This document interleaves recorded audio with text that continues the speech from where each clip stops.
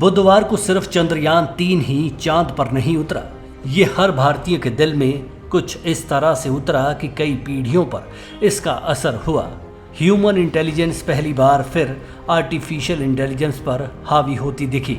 सबसे बड़ी बात मानवीय स्वभाव के आधार पर यह हुई कि वो बुजुर्ग भी बच्चे बन गए जो 40 से 50 के दशक में पैदा हुए होंगे। उन्हें ये गाना याद आ गया होगा।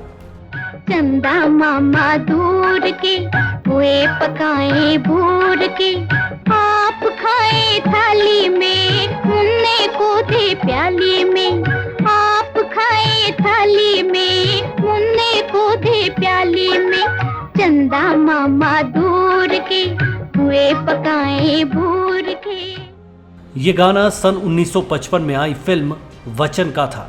इसमें स्वर्गीय गीता बाली पर आशा भोसले जी का गाया ये गीत फिल्माया गया था।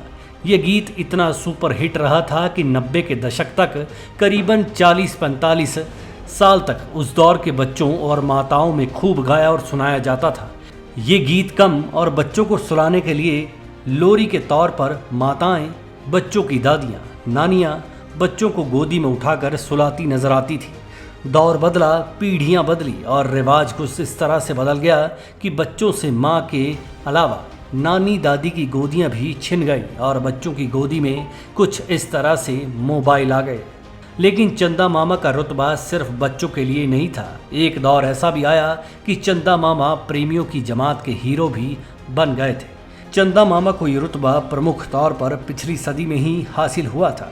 उस दौर में मोहब्बत चांद से ही शुरू हुआ करती थी और इसका सफ़र भी चांद तक ही जाता था। स्वर्गीय मुकेश जी का गाया ये गीत सुनिए और उस दौर में चांद की अहमियत का अंदाज़ा लगाइए।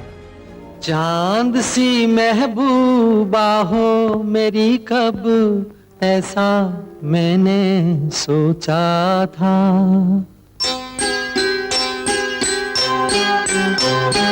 हाँ तुम बिल्कुल वैसी हो जैसा मैंने सोचा था।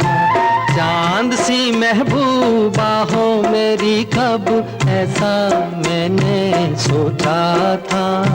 हाँ तुम बिल्कुल वैसी हो जैसा मैंने सोचा था। ये तो मोहब्बत के आगाज से जुड़ा हुआ गाना था। अब अगला गीत वो सुनिए जिसमें ताउम्र मोहब्बत के सफ़र को चांद तक ले जाने की बात थी और मोहब्बत के साथ उल्फत के सफ़र का जिक्र भी इस गाने में किया गया था। उल्फत यानी जिस्म के छूट जाने के बाद भी प्रेमी या प्रेमिका के साथ रहने की अमर प्रेरणा।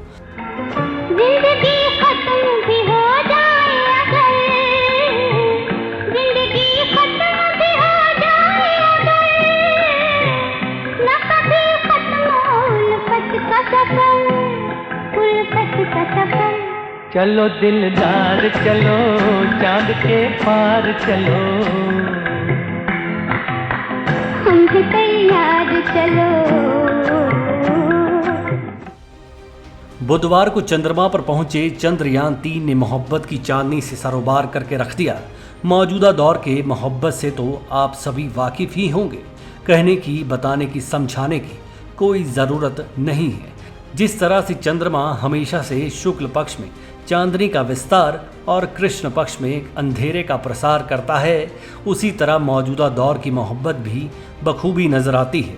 बचपन से याद आया कि बीते कल पूर्व मुख्यमंत्री प्रोफेसर प्रेम कुमार धूमल के छोटे बेटे अरुण धूमल ने भी फेसबुक के जरिए कुछ इस तरह से अपनी खुशी को बांटा था। जरा देखिए। अरुण ने बचपन से जुड़ी हुई उस पेंटिंग को साझा किया जो शायद उन्होंने अपने बचपन में चांद को घर की खिड़की से निहारने के दौरान देखी होगी। आजकल के बच्चों की शाम और रात तो मोबाइल फ़ोन की स्क्रीन और वीडियो गेमिंग के आगे ही गुजरती है।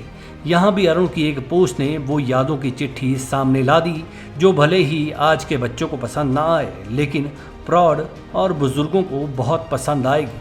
इस दौरान एक और ऐसा कार्टून भी खूब वायरल हुआ जो असल में धरती को माँ और चंद्रमा को मामा साबित करने वाला था। ये भले ही कार्टून की शक्ल में तस्वीर थी, लेकिन असल में ये उन भावनाओं की तकदीर और तस्वीर थी जो आज की तारीख में मरी हुई तस्वीर तकदीर दोनों नजर आती है। इसको आगामी रक्षाबंधन के साथ जोड़कर दिखाया गया था। धरती पर माँ की बिंदिया की तरह ही बिंदिया लगाई गई थी और वे चंद्रमा को राखी बंधवाते हुए दर्शाई गई थी।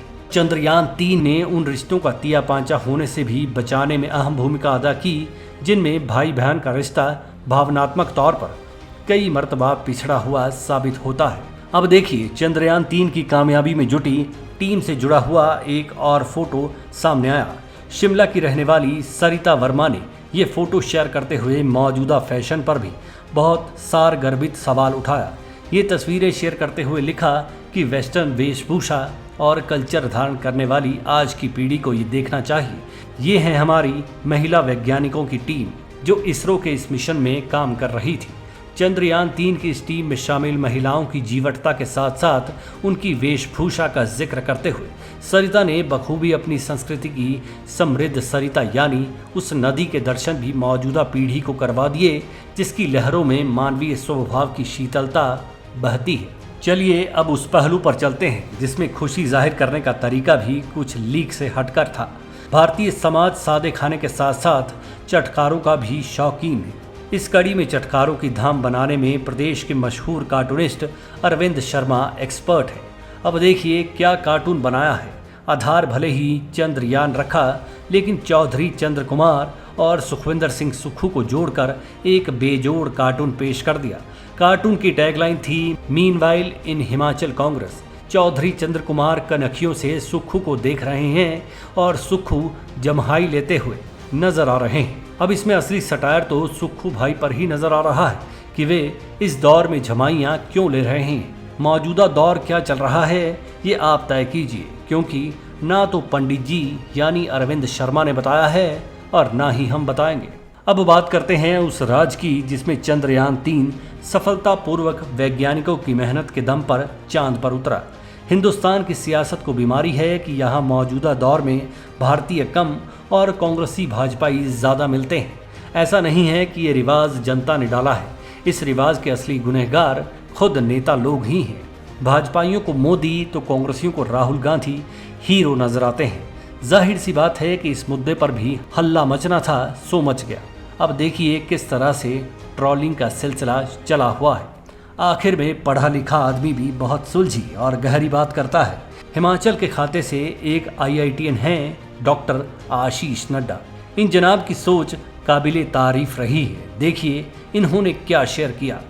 फोटो भले ही आर्टिफिशियल इंटेलिजेंस की देन थी लेकिन जो इन्होंने लिखा वो बहुत सबक सिखाने वाला था। इन्होंने खुशी कुछ इस तरह से दर्ज की। चांद का हुस्न भी जमीन से है, चांद पर चांदनी नहीं होती, चंद्रयान से गए प्रज्ञान ने बताया। बात इतनी गूढ़ थी कि इसे समझने के लिए हमें डॉक्टर नड्डा से बात करनी पड़ी। सबसे पहला खुलासा तो आशीष ने यह किया कि चंद्रयान 3 तो सिर्फ चांद पर पहुंचा है लेकिन असली काम वहां पहुंचकर वो मशीन या रोबोट कर रहा है जिसका नाम प्रज्ञान है। ये अलग बात है कि चंद्रयान 3 मशहूर हो गया और प्रज्ञान जो असल जान हिंदुस्तान के वैज्ञानिकों में डाल रहा है उसका जिक्र बहुत कम देखने में सामने आया है। डॉक्टर साहब ने जायज़ लिखा कि चांद का हुस्न भी ज़मीन से है, चांद पर चांदनी नहीं होती। है ना पढ़े लिखे आदमी की सुलझी और गहरी बात। अब इस चर्चा पर पाकिस्तान को शामिल न करें तो हमारी खुशी भी पूरी नहीं हो सकती। खस्ता हाल हालात में गुजर रहे पाकिस्तान का एक वीडियो खूब वायरल हो रहा है। ज़रा ये वीडियो देखिए। वो तो पैसे लगा के जा रहे हैं ना, हम तो ऑलरेडी चांद पे रह रहे हैं, आपको नहीं पता? नहीं मतलब क्या हम कैसे, हम तो चांद पे नहीं रह रहे। चांद पे पानी है? पानी नहीं है। हाँ तो इधर भी नहीं है। वहाँ पे गैस है? नहीं गैस। इधर भी नहीं है। वहाँ पे बिजली है? नहीं। ये अभी देखे लाइट नहीं है इधर भी।